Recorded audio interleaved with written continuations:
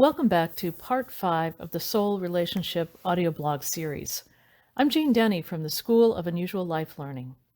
And if you're following these blogs, you may be getting the idea of what we do in SoULL, which is study the patterns within our lives and within life changes that we often fail to notice. It just helps to see a little deeper into things. And what we're doing in this series is looking at relationships. Last time in part 4, I talked about how relationships kind of grow up. And that may have seemed like a strange idea. But I said that these things have developmental stages, just like our bodies do. And those developmental stages of a relationship seem to be built on the architecture of our own neurological development, of our relationship history maybe. And just like us, they may get rushed or banged up or starved at different times.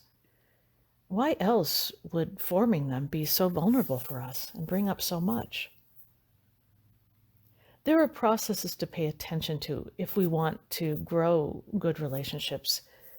And we talked about those. And that if you want a stable or lasting relationship in your life, it's a good idea to consider really cultivating the processes. It sets up a lot that follows later. It's a lot like raising a child. So last week we got up to the adolescence of a relationship, the explosive, creative, testing and exploring phase, and the beginning of our deeper standing with another person.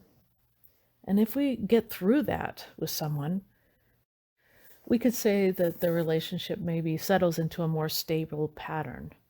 It gets grounded in some way. We are clear about our roles. Maybe we have a common goal. Usually, not always, but usually we feel safe enough with the other person. We trust them to have our back or be there for us in some way. Maybe we even feel that we can be whatever we feel is ourselves. We at least know what we can expect and not expect most of the time. I want to mention that since posting part 4, I've also posted a conversation with dating coach and matchmaker Lori Mendelson on the SoULL YouTube channel. And Lori confirmed a lot of what we've been talking about here in terms of what she sees in relationship development. So check that out too. But today, part 5, we're actually going to talk about this theoretically grown-up stage and what that phase needs. And this is where we're going to be talking about how relationships breathe. When I say a relationship is grown up, I don't mean that people in the relationships are actually mature or wise or that the relationship is healthy. Your contract with another person may be to help each other learn a painful lesson, maybe reenact a childhood pattern, which isn't very mature. But that isn't very uncommon for between people. I just mean that the connection has gotten established in some way. It has formed, a little like Jell-O setting. So if you get to this stage, even if it isn't the healthiest relationship in the world, it's still an accomplishment of some kind. Even what we might feel are relationship failures are big learning. They teach us, and they're still intimate. So there are a lot of different forms relationships can take, to state the obvious. We can be coworkers, best friends, business partners, good neighbors, people who work together in a community. All of those roles and connections can have this kind of intimate grounding. Obviously, being committed mates or partners together is one way a relationship can form, and one of the deeper ways. And we may even have the social contracts of marriage between us, where we formally come into a community as a couple or family. What all these things have in common is that we are usually, one, doing some kind of healing with each other. Remember, we talked about healing being a part of these relationships in part 2. But beyond that, we can partner to foster things in the world together. A family, a household, a business, a church, a neighborhood, or just a mutual support network as in friendship. The relationship itself can and often does take on a community role. So, healthy or unhealthy, let's say we manage to establish one of these more or less reliable relationships wherein we feel comfortable enough with someone doing something or other. We know our roles, we're working at something. Well, what happens next? I think it helps to remember two things at that point: that relationships and the people in them and the conditions around them change. And the relationship needs the capacity to breathe, to process change. Just like in childbirth, we learn to breathe. We'll talk about that breathing in just a minute. And also that these relationships benefit from the support of the community as they go through changes. So we can expect changes. One of the things I notice about people in established relationships is especially ones where there's been strong love or excitement or something at the beginning, is that it's often not really a good picture beyond just getting to that point. There's a feeling that it should just stay that way forever, and the other person won't change much. And that's just not how relationships or people behave. Remember, they're living things relating to our living organism and our bodies. They're not static. Things change. Relationships need to move, and they work best if there's an environment that supports them. Ignoring those facts is one of the fastest ways to foster the modern relationship plague of what we call codependency, wherein we become dependent on other people in inappropriate ways, addictively perhaps. So let's now return to this breathing idea. What does it mean when I talk about a breathing relationship? Actually, how relationships breathe is just like our lungs do. They expand and contract. And in expansion, maybe we connect outward to things in the world and let those things feed and inform us. And in contraction, maybe we pull closer together. In the case of a relationship, that expansion and contraction happens mainly in two ways. We could say distance and time, toward and away, or fast and slow. And I'm really going to be focusing more on toward and away today, which is both real in physical space, but also a kind of metaphor. Relationships thrive on well-paced rhythmic exchange. The more or less predictable alternation between closeness and contact, or attachment, and integration and differentiation phases. That means finding yourself as separate. We could call that a space holding phase. A breathing relationship naturally alternates between those states, just like a dance. Both of them are essential. Let's just take the common rhythm of going to work in the morning and coming home at night to your partner, or working all week and then having more of a connection on a weekend. And let's talk a little bit more about this breathing idea, though, because even though that example I just gave may seem perfectly normal and like, of course, we do that, one problem I see is that we've been raised in a culture that sees toward and away as love versus rejection, and that the togetherness part is more important than the part in which we are differentiating. I think we've actually demonized the part in which we integrate our experiences into ourselves and know ourselves to be separate. And that might remind you of something else that I'm known to rail about, which is the false opposition of life versus death, for example, where life is good and everything good, and death is everything bad. We're not only a youth-focused and death-phobic culture, we're also an attachment-focused, differentiation-phobic culture. That means we think of attachment and closeness as more loving than holding space or giving distance for someone. Falling in love, being wonderful Pulling away is sad and terrible. And when I'm saying pulling away, I don't mean that we're cutting off or rejecting. I just mean creating space. I bet everyone has had the experience of shutting down emotionally because someone's just too unrelentingly close, or clinging, or demanding, or controlling.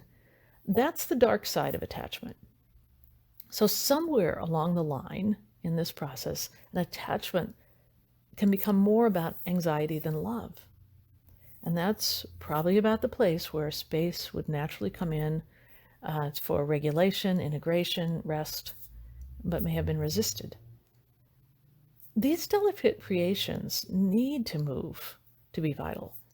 And the loving opposite of dark attachment is actually the ability to tolerate and celebrate someone else's differentness, even if what they're becoming different from is us at the moment. Now that's love, and it takes maturity. But I can hear somebody saying, but can't there be too much space in a relationship? Well, of course, ask anybody who's in a long distance relationship what that's like. We all know what that feels like, too, waiting too long for a response, maybe, or having our bids for attention ignored by somebody else. It stinks. Being unwilling or unable to reliably make contact is another distortion of space and relationship. Maybe we zone out or perhaps just ignore or pull away in indifference. That damages relationships just as much. For some people, the offer of more space actually means love. And for others, the offer of more closeness means love. And between those differences, many, if not most, relationships do struggle. Because whose needs are going to win? But maybe we need to ask not what I need or you need from the relationship, but just open up to what the relationship itself needs at any given moment. Let me give you an example of something that happened in one of my classes when I was teaching. As I often do, I asked two students to get up for a demonstration, and I asked them to face each other and simply find the right space between them where their loving affection for each other was maximized. And I asked them to do that by walking backward and forward, because there's something about space. We can feel what's too close and too far away. And one student just kind of rooted in and was a little bit unmoving. The other one began kind of dancing around, trying to find a way to relate to her unmovingness. It wasn't very comfortable, and there was this subtle battle of wills that was just starting. I finally asked them, okay, both of you just center, connect with yourselves. And then I had them connect with each other in a very specific way that I may say more about in another post. And I told them to let the relationship itself move them. And suddenly, they both reported feeling like they were part of a force field that was moving them toward each other without effort. As if instead of dancing, they were being danced. Now, I think we had to stop and go to lunch or something like that. They were amazed. But if they had stayed there long enough, I'm sure they would have at some point found the place where they also needed to move backward. And the relationship itself would have shown them the right pulsation. And that movement away would not have been a rejection. That would have also been part of the movement of love.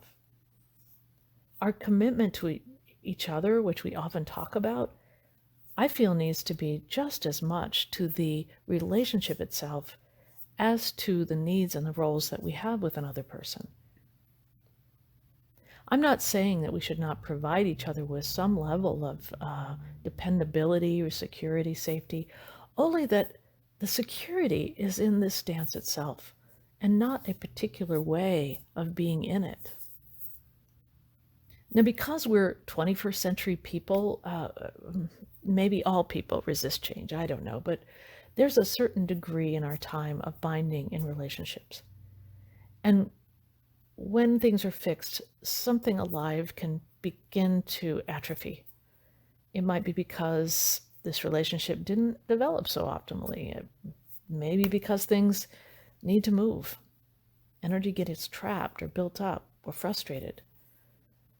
Maybe it turns into a fight to open things up. A resentment forms. We could become silently resigned or have an active betrayal, like an affair, to shake things up. There are lots of large and small endings within relationships, and I'll be talking about those next time.